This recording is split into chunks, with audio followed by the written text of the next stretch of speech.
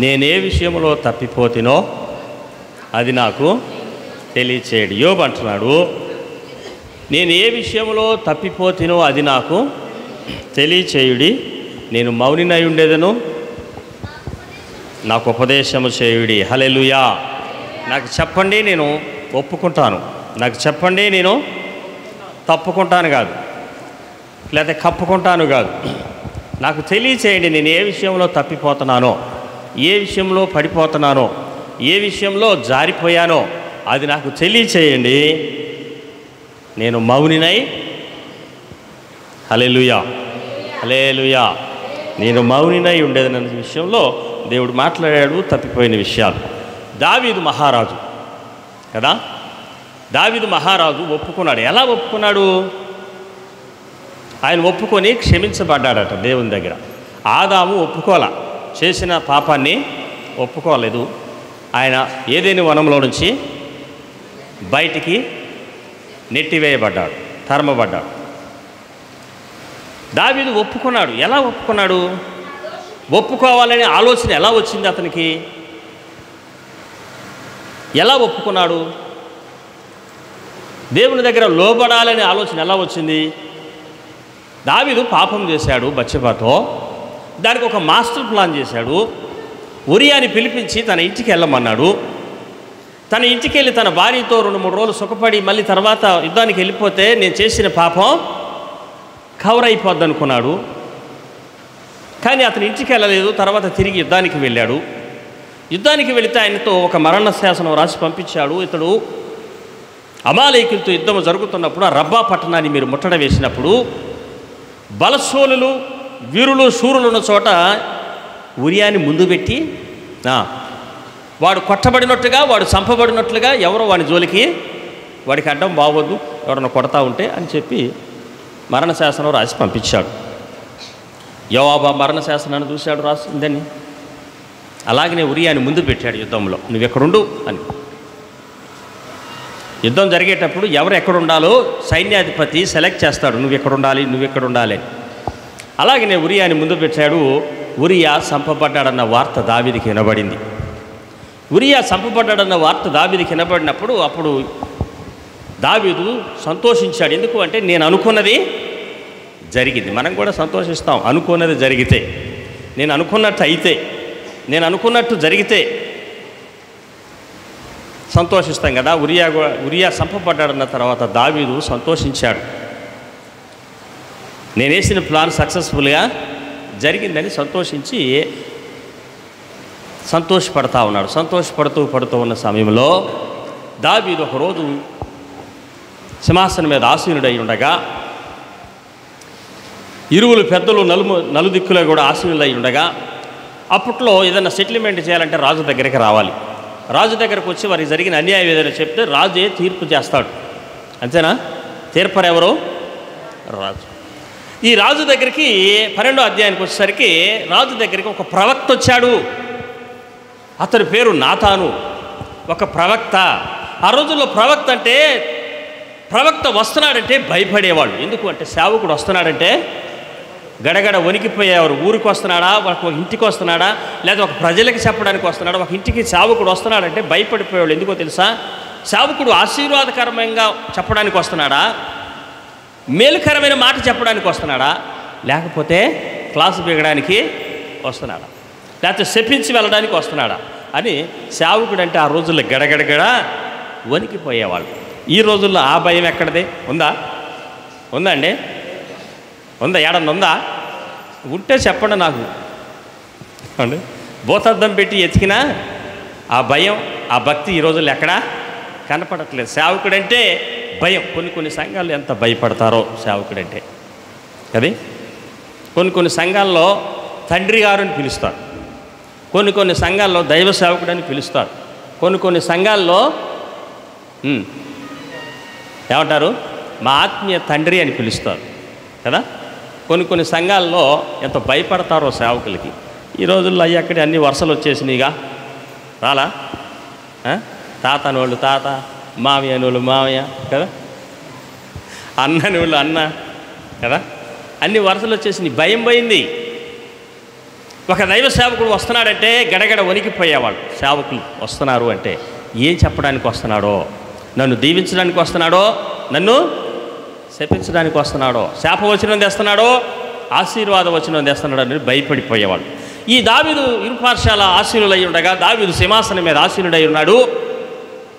వాళ్ళకి జరిగిన అన్యాయాన్ని తీసుకుని వచ్చి ఒకళ్ళు అపాయింట్మెంట్ తీసుకుని వచ్చి రాజు ఎదుట నిలబడి సాష్టాంగ నమస్కారం చేసి వారికి జరిగిన అన్యాయం ఏదో చెప్తారు.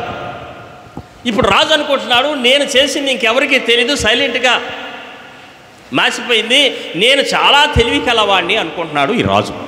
అనుకుంటున్నాడా నేను చేసిన పాపాన్ని కప్పిపెట్టుకున్నాను, ఎవరికీ తెలియదు, చాలా సైలెంట్గా జరిగిపోయింది, నేను చాలా తెలివి కలవాడిని, నాకంటే తెలివి కలవాడి రాజ్యంలో లేడు అనుకుంటున్నాడు. ఈ సమయంలో దేవుడైన యెహోవా చూశాడు దాన్ని. హల్లెలూయా. దేవుడైన యెహోవా చూసి అక్కడున్న ప్రవక్తతో దేవుడు మాట్లాడుతున్నాడు, నాతాను అనే ప్రవక్తతో. నాతాను, ఆ రాత్రి దేవుడు నాతానుతో మాట్లాడుతున్నాడు. ప్రవక్త అయిన నాతాను దైవ సేవకుడితో మాట్లాడుతున్నాడు. నిద్రపోయేళ్ళందరూ హల్లెలూయా చెప్పండి. హల్లెలూయా, హల్లెలూయా. లేపండి అయ్యా, పక్కన ఉన్న వాళ్ళు కొంచెం లేపండి. బ్రాండ్ అంబాసిడర్ నిద్రకి అండి. పక్కన వాళ్ళు కొంచెం లేపండి, వాళ్ళని గిల్లండి, గిచ్చండి. ఎందుకంటే ఈ మాటల తర్వాత దొరకవు. అదేమంటే నిన్ను ప్రేమిస్తున్నానని చెప్పండి. ఓకేనా? హల్లెలూయా, హల్లెలూయా. ఇప్పుడు మన మధ్యలో 12వ అధ్యాయం మన దావీదు గారు చదువుతాడు మొదటి నుంచి. దావీదు గారు 12వ అధ్యాయం మొదటి నుంచి చదువుతాడు. ఆ కాలమున యెహోవా, చదవండి, గట్టిగా చదవండి. 2వ సమూయేలు గ్రంథం 12వ అధ్యాయం, త్వరగా చదవండి. కావున యెహోవా నాతానును దావీదు వద్దకు పంపెను. అతడు వచ్చి దావీదుతో ఇట్లా నేను అబ్బా ఏం జరిగింది? నాతానుతో దేవుడు మాట్లాడాడు గత రాత్రి. ఏమని మాట్లాడాడు?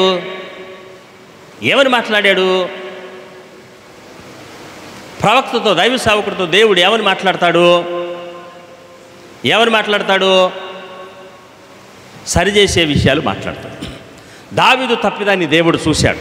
ఎవరో చూడలేదనుకున్నాడు, ఎవరో కనిపెట్టలేదనుకున్నారు, ఎవరికి తెలీదు, నేను చాలా ఇంటెలిజెంట్ని, చాలా తెలివి కలవాడిని, అబ్బో నేను చేసేది ఎవరికి తెలియదు అనుకున్నాడు. కానీ ఇది ఎవరు చూశారు? దేవుడు చూశాడు. దేవుడు చూసి ప్రవక్తతో మాట్లాడుతున్నాడు. ఏమని?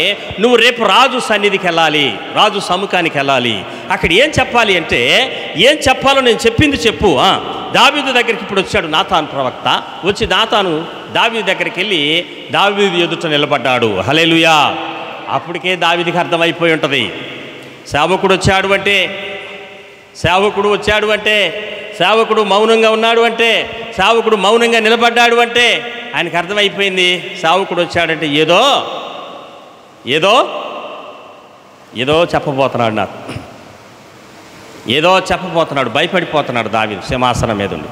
రాజే, దేశానికి అధినేత, దేశంలో ఆయనకు మించిన వాడు ఇంకెవరో, ఏదైనా శాసించగలిగిన వాడు దావీదుకి మహారాజుని పేరుంది, చక్రవర్తి అని ఎవరినంటారు? 10 దేశాలని స్వాధీనపరుచుకున్న వాడిని, 10 దేశాలలో ఆధిపత్యం చేస్తున్న వాడిని చక్రవర్తి అంటారు. ఈ దావీదు మహారాజు కూడా చక్రవర్తి అనే బిరుదుంది. అంటే 10 దేశాల దావీదు జోలికి ఎవరో వచ్చేవాళ్ళు కాదు. ఎందుకో తెలుసా? దావీదు దగ్గర 10 దేశాల సైన్యం ఉంది. దావీదు 10 దేశాల మీద ఆర్డర్ వేయగలడు. 10 దేశాలను కూడా ఆయన స్వాధీనపరుచుకొని యుద్ధంలో జయించి ఉన్నాడు కనుక దావీదు జోలికి ఎవరు వచ్చేవాళ్ళు కాదు. దావీదు అంటే చుట్టుపక్కల రాజ్యాలన్నిటి కూడా రాజులకి దడబుట్టేది. ఏ దేశం మీదకైనా యుద్ధానికి వస్తున్నాడేమని చెప్పి వాళ్ళే వచ్చి, దావీదు మహారాజా నీకు నేను లోపడుతున్నానని ఆ రాజు వచ్చి కప్పం కట్టి వెళ్ళేవాడు. అంటే నెల నా దేశం నుంచి ఇంత పన్ను నీ కడతా, నువ్వు నా జోలికి రామాకు అని చెప్పి వాళ్ళే వచ్చి దావీదుకు లోబడి కప్పం కట్టి వెళ్ళేవాడు. ఇప్పుడు చదవండి. ఒకానొక పట్టణమునందు ఇద్దరు మనుషులు, ఇప్పుడు నాతాను ప్రవక్త రాజుతో, దావీదుతో మాట్లాడుతున్నాడు. సింహాసనం మీద ఆసీనుడై ఉన్న రాజుతో మాట్లాడుతున్నాడు. ఏమని మాట్లాడుతున్నాడంటే మర్మంగా మాట్లాడుతున్నాడు. ఒకానొక పట్టణంలో ఇద్దరు మనుషులు ఉన్నారు. ఒకడు ఐశ్వర్యవంతుడు, ఒకడు దరిద్రుడు. ఐశ్వర్యవంతునికి విస్తారమైన గొర్రెలుండెను, గొడ్లును కలిగి ఉండెను.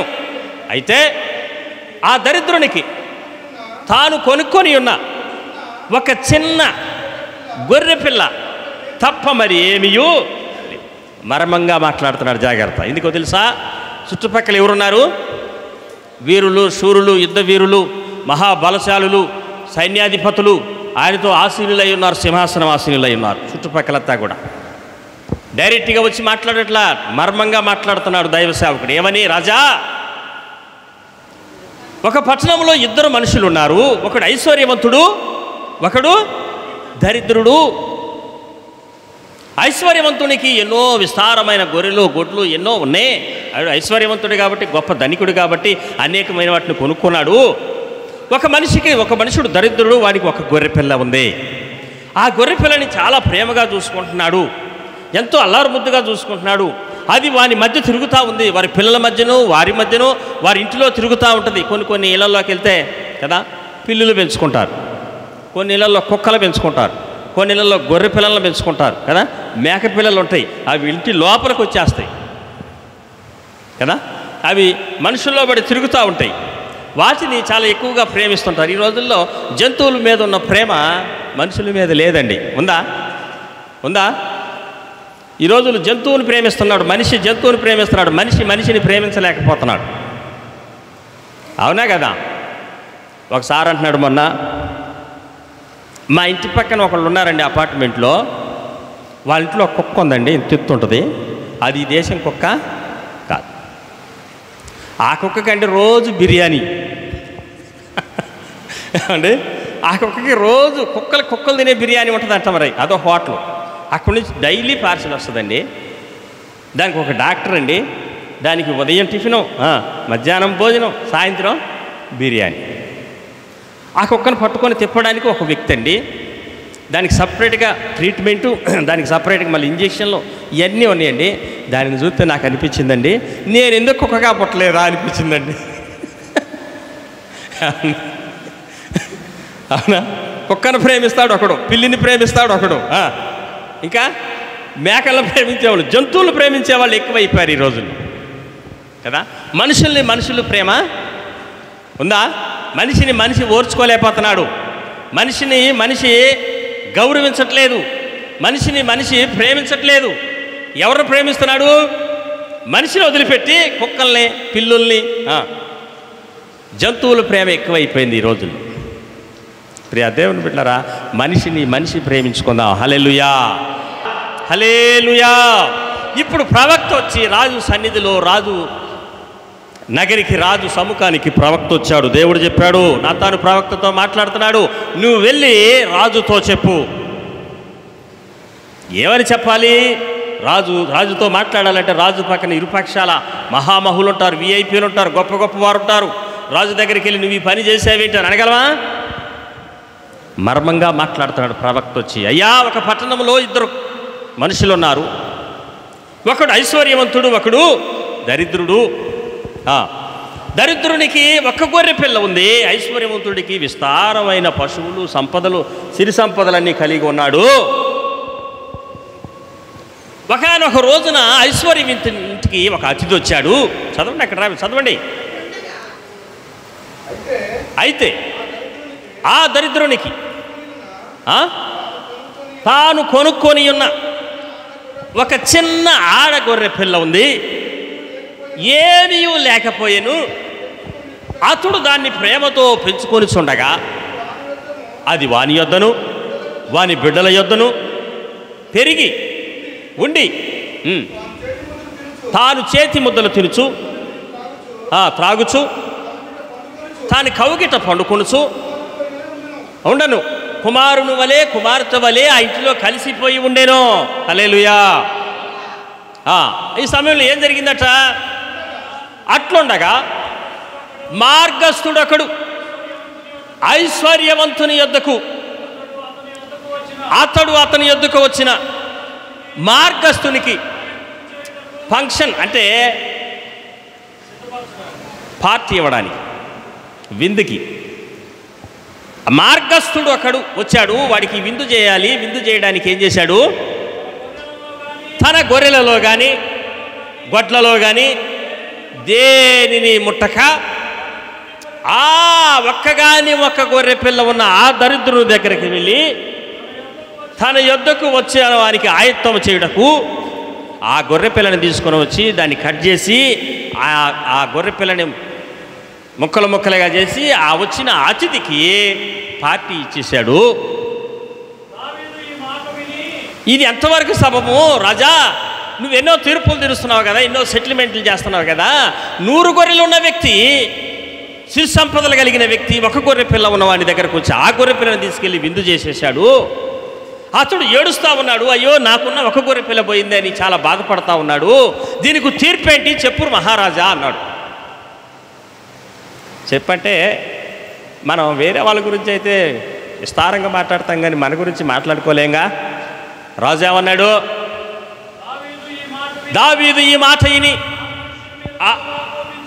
ఆ మనుషుని మీద బహుగా కోపించుకొని, యెహోవా జీవము తోడు, నిశ్చయముగా ఈ కార్యము చేసిన వానికి మరణమునకు పాత్రుడు. హల్లెలూయా. నిశ్చయముగా ఈ కార్యం ఎవడైతే చేశాడో వాడు మరణానికి పాత్రుడు అని చెప్పేశాడు.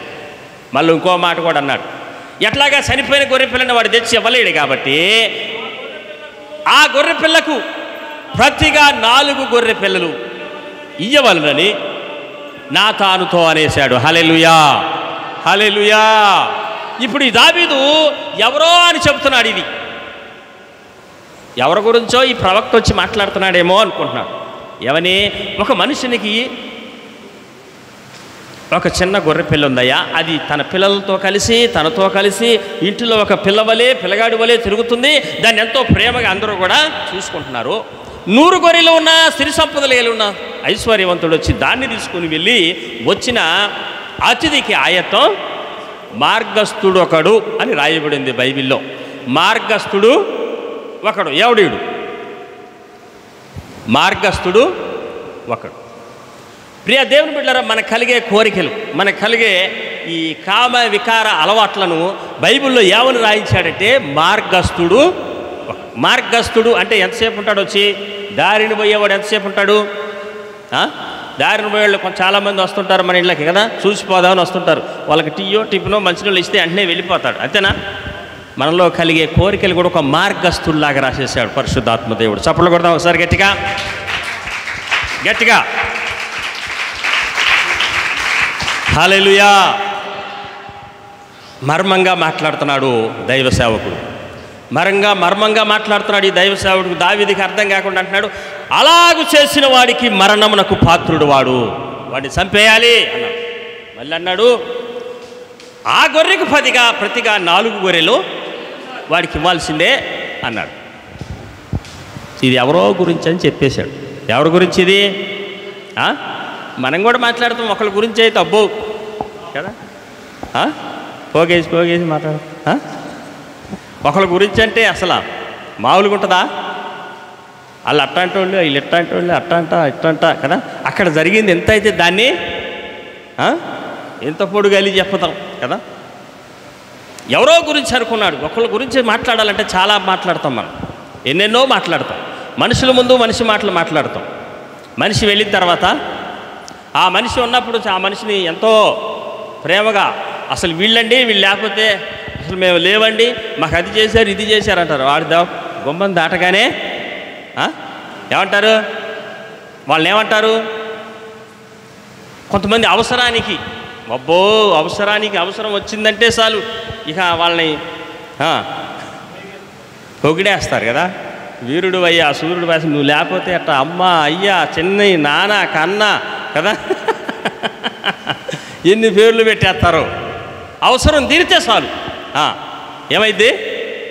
అవసరం తీరితే వాళ్ళు ఎవరో మాకు తెలియనట్టుగా ఉంటారు, వాళ్ళకి మాకు ఏ సంబంధం లేనట్టుగా ఉంటారు. వీళ్ళు ఏమంటారంటే అవకాశవాదులు. దీనికి వీళ్ళకి ఒక పేరు కూడా ఉంది, ఉల్లారితే దొరకదంటే ఈ జింక పిల్ల కదండి. అట్లాగే దావీదు అనుకున్నాడు, ఎవరో గురించి చెప్తున్నాడు అనుకున్నాడు. నా తాను ప్రవక్త వచ్చి దైవ సేవకుడు ఎవరో గురించి మాట్లాడుతున్నాడు అనుకుంటా. ఎవడో ఈ పని చేసి ఉంటాడు అనుకుని వాడు మరణానికి,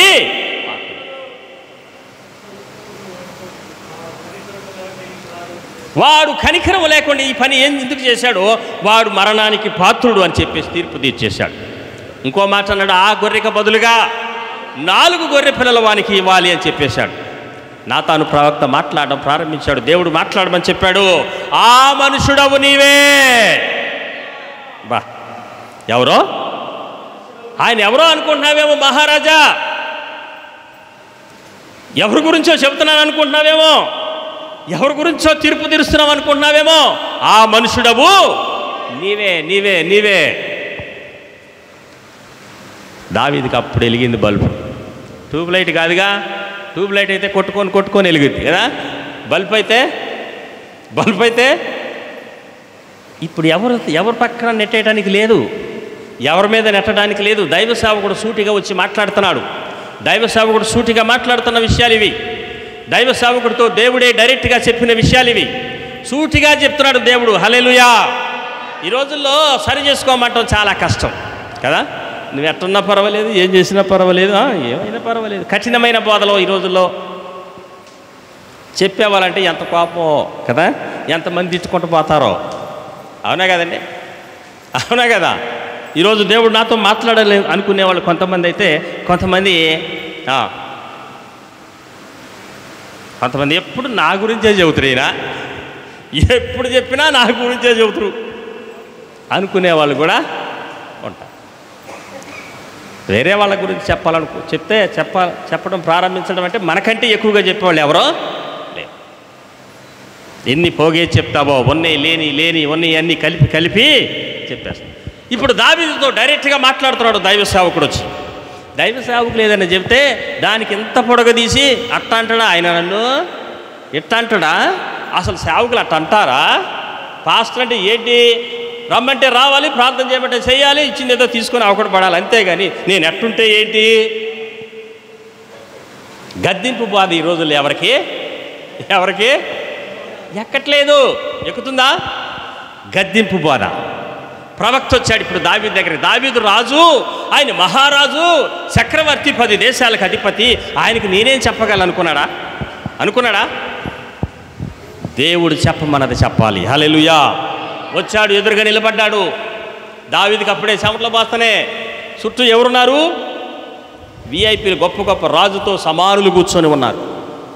దావీదు అనుకుంటున్నాడు, నేను చేసే ఇది ఎవరికి తెలియదు, ఇక కనుమరుగైపోయింది, ఇక సైలెంట్గా తుడిచిపెట్టేశాం, ఇది ఏమీ లేదనుకుంటున్నాడు. కానీ దేవుడు విడిచిపెడతాడా? దేవుడు విడిచిపెట్టలా. నాతాను ప్రవక్తను పంపాడు. దేనికంటే కరెక్షన్ చేయడానికి, సరిచేయడానికి. దేవుడు మాట్లాడేది ఏదైనా సరిచేయడానికే. హల్లెలూయా. ఈ రోజుల్లో సరిపెట్టుకునే బోధలు వచ్చినాయి, కానీ సరి చేసుకునే బోధలు. ఎవరైనా కఠినంగా మాట్లాడితే అట్టన్నాడు ఇట్టన్నాడు అని దీర్ఘాలు తీసి మాట్లాడే వాళ్ళు ఉన్నారు, కానీ సరి చేసుకునేవాళ్ళు మాత్రం లేరు. ఉన్నారా? ఎక్కడ సరి చేసుకునే బోధ కనపడుతుందా? కఠినమైన బోధ కనపడుతుందా? హిజ్కియా దగ్గరికి యెషయా వచ్చాడు. దైవ సేవకుడైన ప్రవక్త అయిన యెషయా వచ్చాడు. ఏమన్నాడు? నీవు మరణమగుచున్నావు గనుక, నువ్వు బ్రతకవు గనుక నీ ఇంటిని చక్కబెట్టుకో. హల్లెలూయా. ఏమంటే చచ్చిపోయాడు దగ్గరికి వెళ్ళి నువ్వు చచ్చిపోతావంటే ఊరుకుంటారా? దొంగ అంటే ఊరుకుంటాడా? ఊరుకుంటాడా?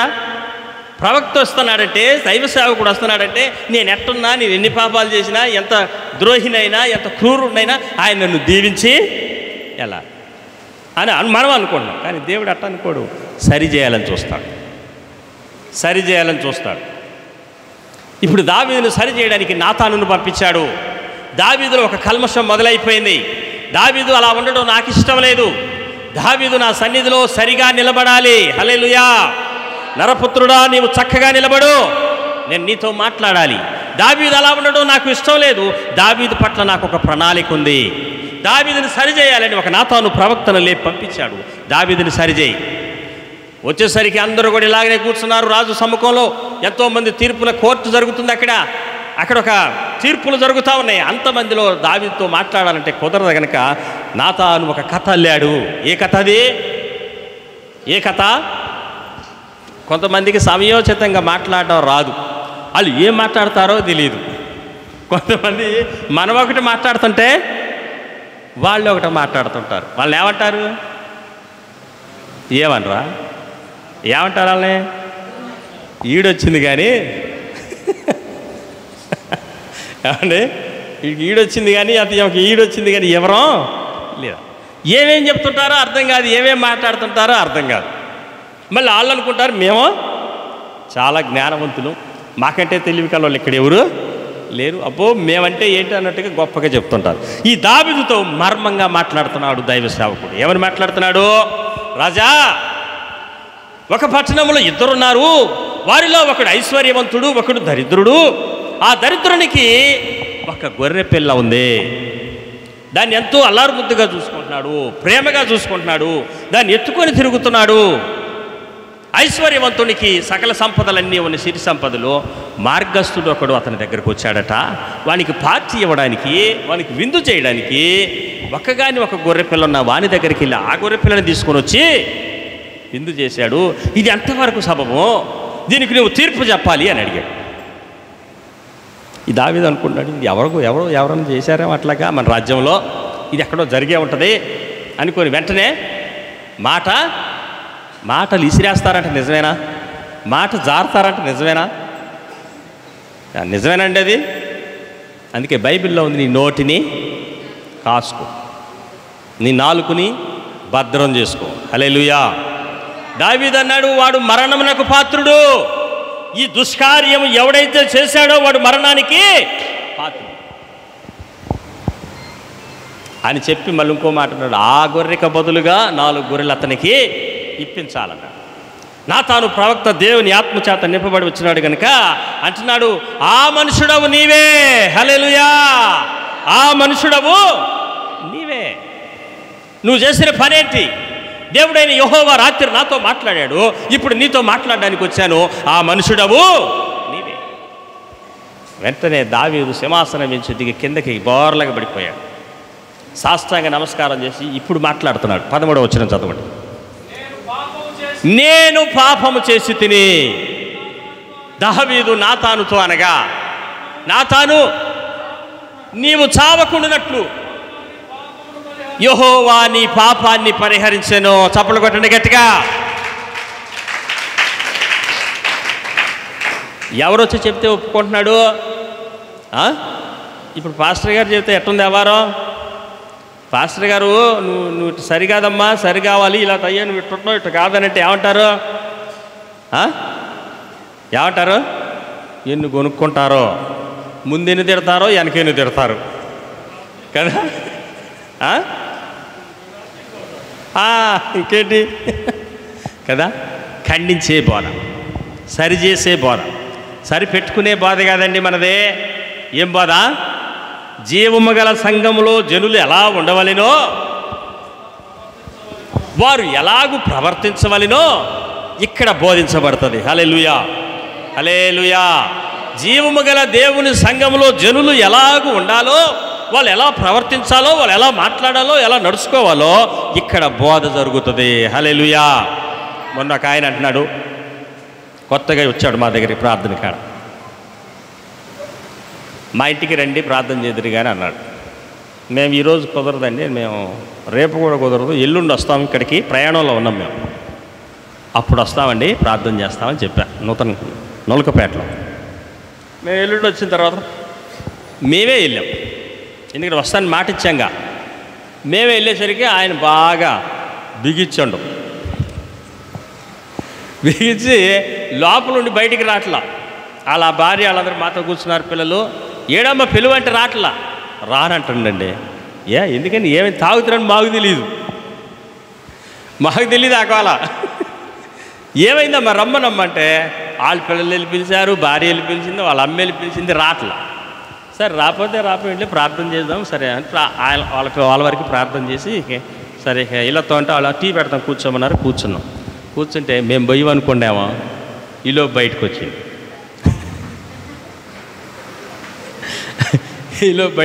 మేము కనపడేసరికి నిరోగుండి అయిపోయింది. ఏం చేయాలో అర్థం కాల. బాగున్నారా పాస్టర్, బాగున్నారండి, బాగానే ఉన్నా, కూర్చున్నాడు. కొంచెం పరిస్థితి బాగలేదులే, అందుకే రాలేదులేండి. ఏమైందండి? ఈరోజు కొంచెం ఆదివారం అండి, కొంచెం పుచ్చుకున్నానండి. అదేంటండి, ప్రార్థనకి వెళ్తానన్నావుగా, ఫలానా చోట చర్చికి వెళ్తానన్నావుగా, ఎన్నెన్నో చర్చిలు తిరిగి వచ్చానన్నావుగా, మరి ఇదేంటన్నా? చర్చిలకు కాదండి నేను వెళ్ళేది, మా అమ్మ వెళ్తుంది చర్చికి, నేను వెళ్ళింది గుడులకి, టెంపుల్కి. హిందూ మాలలు వేసి అది రకరకాలుగా ఉంటాయి, ఇక టెంపుల్స్కి వెళ్తారు కదా, మాలలు వేసి మాలలు తీసుకోవటం.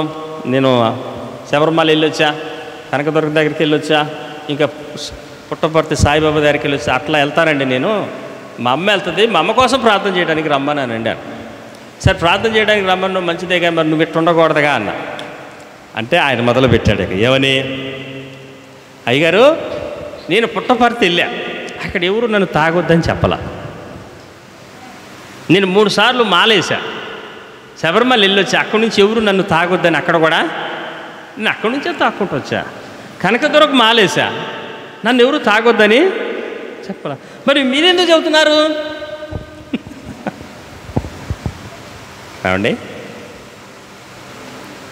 నేను చెప్పా, తాగడం వల్ల నీకు లాభం ఏమైనా ఉందా? తాగడం వల్ల లాభం ఏమైనా ఉందా? అదేమైనా ఆరోగ్యం వచ్చేదా?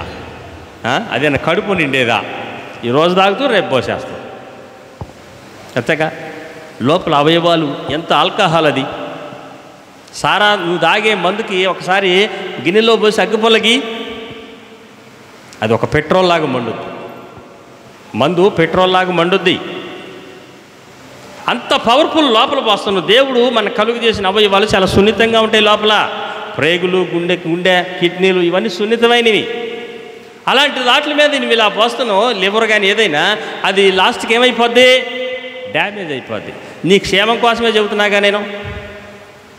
ఎట్టెవరు చెప్పలేదు అయ్యగారు, ఎట్టెవరు. ఇక్కడ మంచి మాటలు దొరుకుతాయి. హల్లెలూయా. ఇక్కడ సరిచేసే మాటలు దొరుకుతాయి, ఇక్కడ కరెక్షన్ చేసే మాటలు దొరుకుతాయి, ఇక్కడ నువ్వు పాడైపోకూడదు, నువ్వు క్షేమంగా ఉండాలనే మాటలే దొరుకుతాయి. ఇక్కడ నిన్ను బాగు చేసే మాటలు దొరుకుతాయి, పాడు చేసే మాటలు ఇక్కడ. కనుక దావీదును సరిచేయడానికి నాతానును లేపాడు దేవుడు. హల్లెలూయా, హల్లెలూయా. నాతానును లేపేసరికి నాతాను అన్నాడు, ఆ మనుషుడవు నీవే. ఎన్నిసార్లు నీవే నీవే నీవే అని చెప్పినప్పుడు ఆయన సింహాసనం మీద నుంచి కిందకి దిగి సాష్టాంగ నమస్కారం చేస్తున్నాడు. అయ్యా నేను పాపం చేశాను, ఒప్పుకుంటున్నాడు దేవుని దగ్గర కదా. ఈ రోజున చెప్పడానికి ఏమీ లేదు. ఎవరు ఏం చేసినా సంఘంలా పాస్టర్ గారు చెప్పడానికి చెప్తాడా?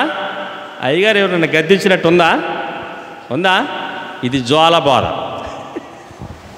జ్వాల బాధ, ఖండించే బాధ కాదు, సరిచేసే బాధ కాదు, జ్వాల బాధ. ఇట్లాంటి మాలాంటి వాళ్ళు మీలాంటి వాళ్ళు ఎవరన్నా వచ్చే అట్ట కాదంటే ఈయన చెప్పటం ఏంటి? వామ్మో కదా, ఇది జ్వాల బాధ కదా. సమాధాన పడవలసిన వారు ఉంటే సమాధాన పడండి, సాడీలు చెప్పేవాళ్ళుంటే మానుకోండి, గొడవలు పెట్టేవాళ్ళుంటే మానేసింది. కైరం పెట్టి కట్ట మీద కూర్చున్న వాళ్ళు ఉంటారంట, నిజమేనా? వాళ్ళు ఉంటే వాళ్ళు సరేవండి. ఇది దేవుని బాధ. హల్లెలూయా, హల్లెలూయా. కనుక ఖచ్చితంగా ఎవరైనా చెబితే ఏమంటామండి? ఖచ్చితంగా చెబితే ఏమంటాం?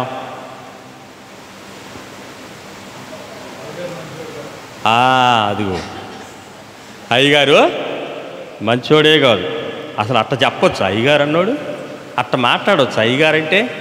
మొన్న ఒకసారి ఒక జ్ఞాపకార్థం కదా, ఆమె చనిపోయింది, జ్ఞాపకార్థ కుడికి మమ్మల్ని పిలిచారు. ఆ చనిపోయిన ఆమె చర్చికి వెళ్తుంది. అయితే వాళ్ళ అబ్బాయికి మేము పోయేసరికి గుండు చేసేసారు, తలగురువు పెట్టినట్టు. నేను పోయి, అరే మీరు చర్చికి వెళ్తారుగా, ఏంటంటే ఏమో వాళ్ళు పెద్దోళ్ళు చేసి చేయమన్నారు, చేశారు, మాహిని తెలుసు అన్నారు. అంతలోగా వాళ్ళని తీసుకొచ్చారు, వెళ్ళి తీసుకొస్తే నేను అదంటే వాళ్ళు చర్చికి వెళ్ళాలిగా, వాళ్ళకి గుండె ఎందుకు చేశారు అట్లా అంటే ఆమె ఏమన్నది, అట్లా చేయడం మంచిది కాదుగమ్మా అన్న. మంచిది కాదని నువ్వు అనొద్దు పాస్టర్ గారు, నువ్వు మంచిది కాదన్న మాట అంటావా నువ్వు? మరి ఏమనాలా? అట్ట కాదమ్మా అనాలి. మరి అదేంటి ఇదేంటి? ఏమండి, మంచిది కాదు అనే మాట నా నోట్లోంచి రాకూడదట, అట్ట చేయకూడదమ్మా అనాలట. ఆమె హిందూ, ఒక అన్నిరాలు, విగ్రహారాధికురాలు, పాస్టర్ గారు మీరు సేవ చేస్తున్నారు, మీరు మంచిది కాదన్న మాట మీ నోట నుంచి రాకూడదు. మరి ఏమనాలి? అట్ట చేయకూడదమ్మా, అట్ట చేయటం పద్ధతి కాదని చెప్పండి. ఆహా, మరి అదేంటో ఇదేంటో ఏమండి?